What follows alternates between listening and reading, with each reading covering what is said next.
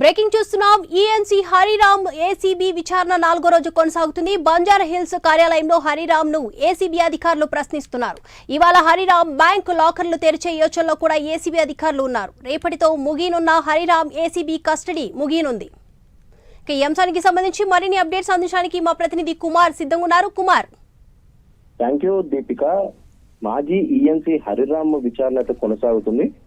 ఈ రోజు నాలుగో రోజు అయితే విచారణ అయితే కొనసాగుతుంది. బంజారాహిల్స్ ఏసీబీ కార్యాలయంలోని విచారణ అయితే కొనసాగుతుందని చెప్పొచ్చు. హరిరామ్ కు చెందిన 3 బ్యాంకు లాకర్లు తెరిచే అవకాశం కూడా ఈ రోజు ఉన్నట్లు తెలుస్తుంది. ముఖ్యంగా ఆదాయానికి మించిన ఆస్తులు కూడబెట్టినట్లు కూడా హరిరామ్ పై ఏదైతే ఇప్పటికీ అభియోగాలు ఉన్న నేపథ్యంలో ఇటు ఏసీబీ అధికారులు గతంలో ఏదైతే హరిరామ్ ఇంటిపై దాడులు అయితే నిర్వహించారు. ఈ దాడుల్లో కూడా 200 కోట్ల పైగా ఆస్తులు ఏసీబీ అధికారులు అయితే గుర్తించారు. అలాగే బ్యాంకు లాకర్ లో మరిన్ని పత్రాలు ఉన్నట్లు కూడా తాజాగా సమాచారం అందిన నేపథ్యంలోనే ప్రస్తుతం ఏదైతే ఏసీబీ అధికారులు ఈ రోజు హరిరామ్ అయితే విచారిస్తున్నారు.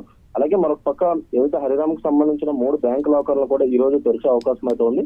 అలాగే హరిరామ్ బినామీ ఆస్తులపై కూడా ఏసీబీ అధికారులు ప్రస్తుతం ఫోకస్ పెట్టినట్టయితే తెలుస్తుంది.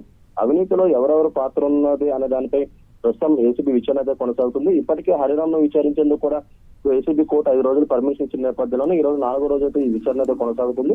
రేపటితో హరిరామ్ విచారణ అయితే ముగుస్తుంది. ముఖ్యంగా కాళేశ్వరం ప్రాజెక్టు కు సంబంధించి మెయిన్ డిజైనర్ గా అయితే హరిరామ్ అయితే ఉన్నారు. అలాగే ఈ ప్రాజెక్టు కు సంబంధించి ముఖ్య పాత్ర కూడా హరిరామ్ పోషించినట్లయితే ప్రస్తుతం మనకైతే తెలుస్తుంది. Deepika, right, thank you Kumar.